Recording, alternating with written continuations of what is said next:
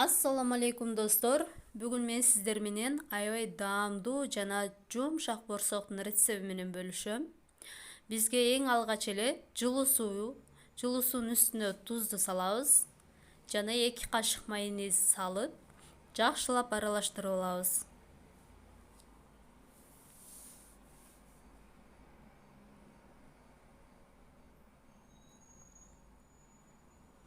Бир аз суу майдан куябыз.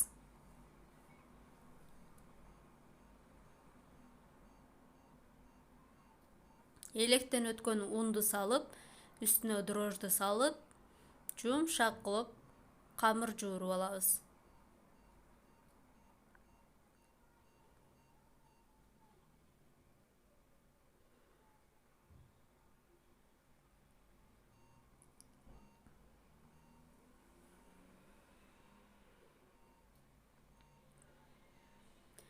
Бир аз суу майдан куябыз дагы. Колубузга камыр жармашпай калганча жууруйбуз.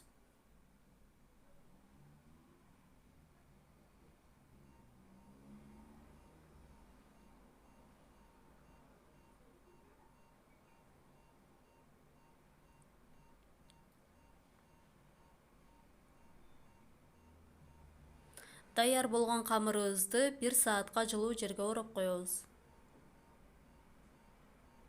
Мынакей камырыбыз көп чыкты. Эми жасай берсек болот.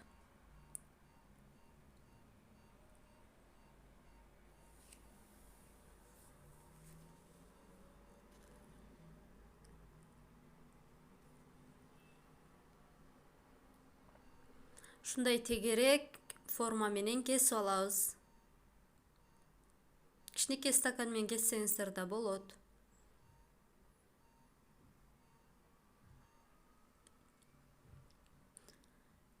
Мынакей.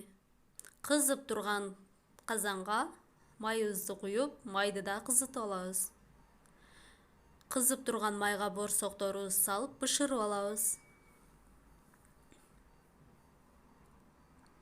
Мынакей сиздер көргөндөй аябай даамдуу, жумшак борсок пышты, даяр. Эгер менин видеом жаккан болсо, лайк басып, подписка болгонду унутпайбыз.